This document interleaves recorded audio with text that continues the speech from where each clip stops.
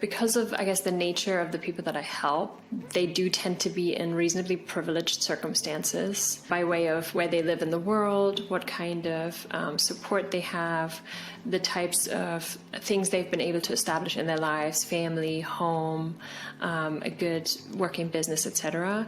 And so I come across this frequently, that people kind of feel bad about feeling bad or unhappy because they should not be, because things are kind of good or even great. So I think that's such an interesting dilemma for me, because it's almost like they would disallow themselves from having negative feelings or tend to suppress them because it seems ungrateful.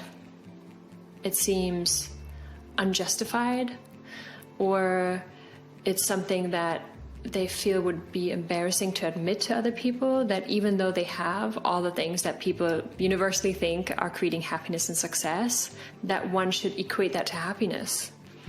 And happiness is like this miracle thing that we think we should feel all the time anyway, right? Like, it's kind of a weird thing that people have this ambition. But genuinely, I really often start with simply validating the person's experience and letting them know that they too have a right to be upset, stressed, down, angry, feeling financially like tight or like it's not enough even when they have millions. Like, it's so valid for those experiences still to be there and to be had. And sometimes they just need to be told that it's okay to have those feelings first in order to even just look at them and think, like, what has let them know in the past that having those kinds of experiences is not okay or is not socially acceptable, I think is often a question. The context culturally matters as well, especially when it's about money, right? Like, so when you have a significant amount of money already stacked up, you might have real estate, you might have significant savings, retirement funds, etc.